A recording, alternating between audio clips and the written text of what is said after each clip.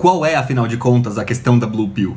Eu vou nesse vídeo explicar de forma dissertativa o que eu quis dizer com aquele vídeo ensaio, que defende, de certa forma, a perspectiva Blue Pill. Primeiro ponto é o seguinte, por que eu acho importante defender a Blue Pill? Porque o principal mecanismo que faz com que o cara não perceba que ele é Blue Pill é que ele faz assim, Blue Pill é idiota. O que eu tô fazendo não é idiota, então com certeza eu não sou Blue Pill.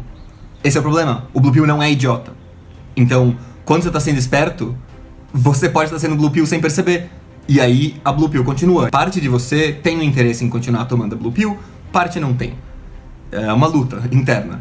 Eu tô tentando ajudar a parte que quer se livrar dela e tomar a vermelha, entendeu? Segundo ponto, eu não tô falando aqui da questão do se vale a pena casar ou não.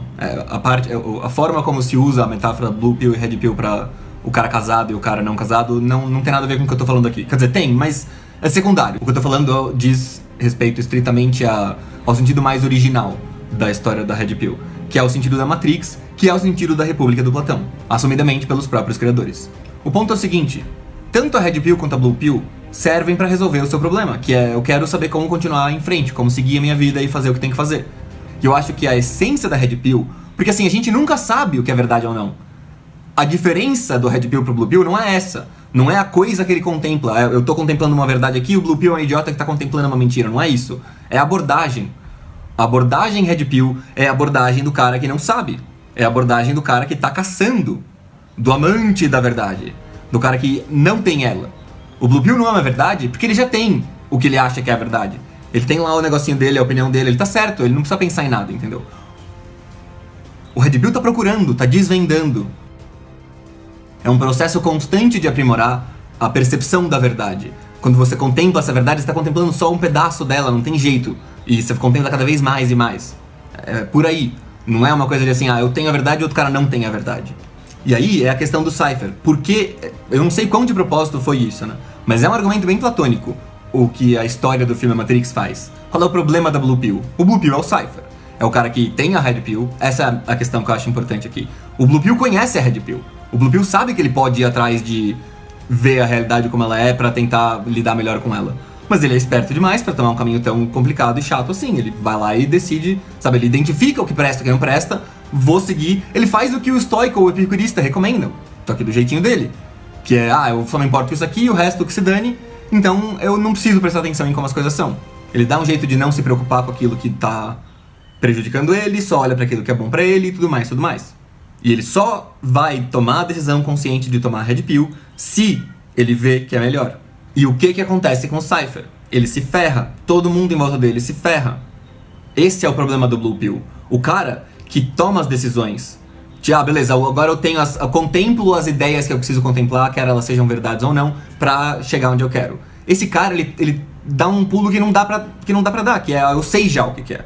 Ele faz uma espécie de petição de princípio, sabe? Você poderia tomar uma Blue Pill eficiente se você já soubesse a verdade inteira, e daí você consegue confeccionar a ilusão perfeita pra te produzir o melhor efeito possível.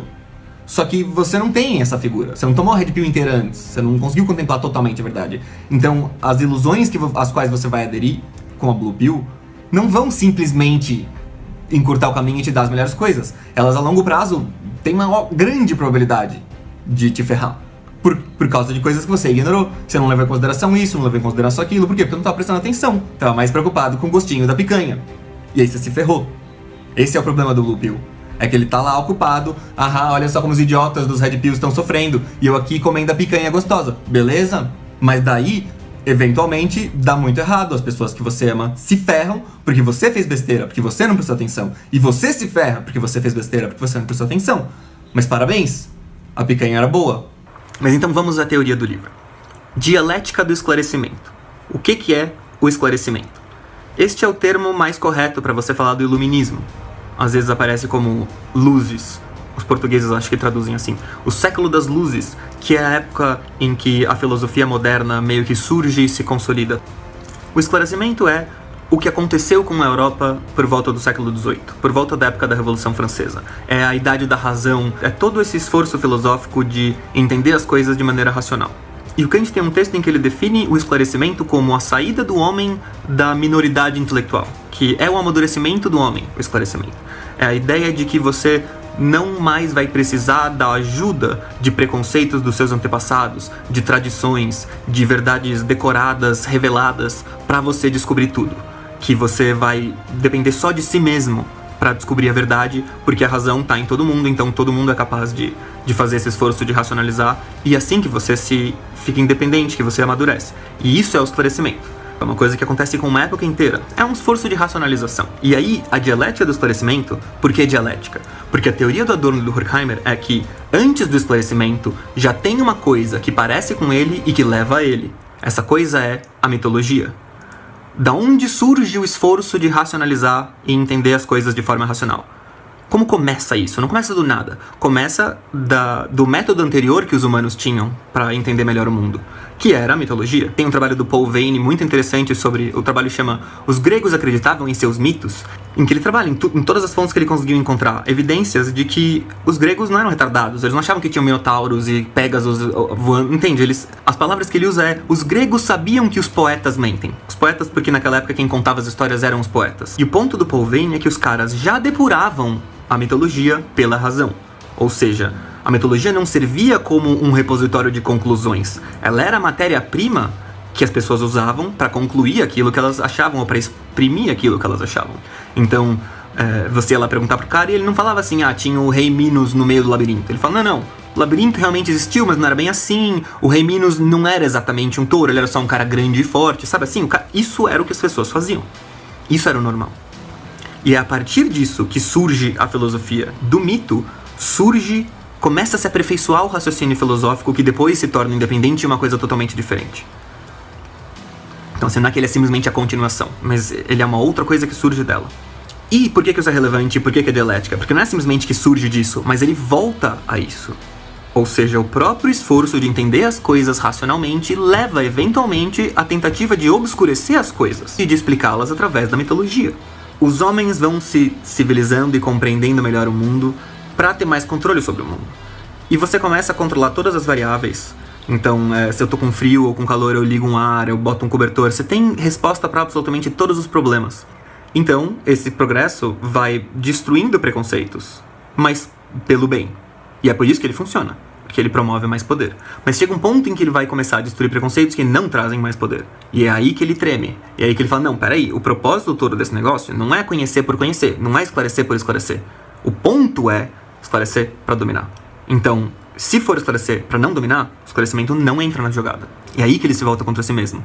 E é aí que você vai ver as forças do esclarecimento, do progresso, inventando loucuras, inventando mitos, inventando mentiras e se revoltando contra a compreensão racional das coisas. Por quê?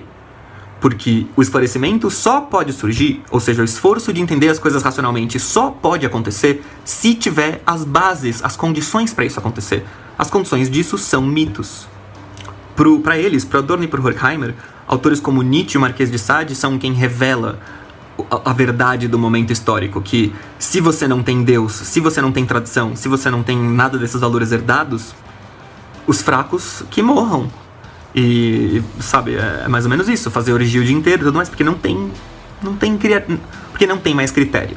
Então, aí eles acham graça dos filósofos. O Kant é um bom exemplo disso, que os filósofos iluministas tentam de todos os jeitos salvar o secularismo, tentar, não, mas existe sim uma razão para fazer o bem, mesmo que Deus não exista, uma coisa assim, e fica sempre essa coisa de que, não, na verdade, é tudo preconceito, são todas tradições. Se você destrói tradição, você destrói o convívio social necessário para que o esclarecimento seja possível. Você não pode ter um esforço de esclarecer as coisas se você tá morto. A gente pode falar em termos de um esclarecimento sexual. Esquece termos como revolução sexual, feminismo. Pensa só na força geral de entender as coisas mais racionalmente. De entender a sexualidade de forma mais racional, sem muito juízo. Imagina que os preconceitos com relação à divisão dos sexos foram sendo eliminados. Até que chega o ponto em que a gente viveu, que é assim, não tem mais nenhuma tradição, não tem mais nenhum preconceito. Então, por que o cara não vai simplesmente tratar a mulher que nem um brother? Por que ele vai ter qualquer... Não tem. Simplesmente não tem razão. E aí, as forças que estão montadas no poder do esclarecimento sexual, que no caso são a esquerda feminista, elas são responsáveis por resolver o problema das tradições que destruíram. E eu acho que muito desse esforço com relação a... que vocês vão dizer que é contra a liberdade de expressão, pra mim, elas estão tentando salvar as boas maneiras, que foram destruídas pelo progresso. Elas precisam recriar mitos que justifiquem, de alguma forma, que os homens tenham que tratar as mulheres de forma diferente. Esses mitos de que não, mas se você falar alguma coisa pra uma mulher, quer dizer que vai ter inúmeros casos de assédio por causa do que você fala. Isso que você fala é a razão, é a causa dos assédios sexuais no mundo. Isso é uma mitologia necessária pra tentar fazer alguma coisa contra o tratamento que os homens dão pras mulheres quando ele começa a dar problema de verdade. Por isso que é dialética. Quando estão falando de dialética, geralmente é essa coisa específica a natureza da coisa se revela no seu contrário, uma coisa assim. E outra consequência é que quanto mais você racionaliza tudo, mais você destrói tradições e preconceitos. Para que servem essas tradições em geral? Elas determinam fins últimos. Elas não determinam só os meios. É difícil dizer o que é mais racional, se é querer casar ou querer ser solteiro para sempre, entende? Você não tem um critério último. O critério último quem dá é a tradição. Se você tira a tradição e não tem mais critério último, o que sobra? E é isso que eles falam aqui. Eu já vi, por exemplo, gente como Roger Scruton também falando disso, vários conservadores falam exatamente isso, que a natureza é o maior tirano.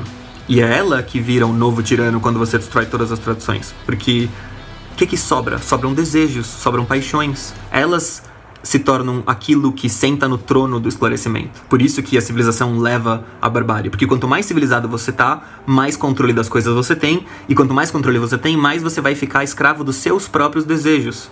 Que é o que controla quando não tem tradução.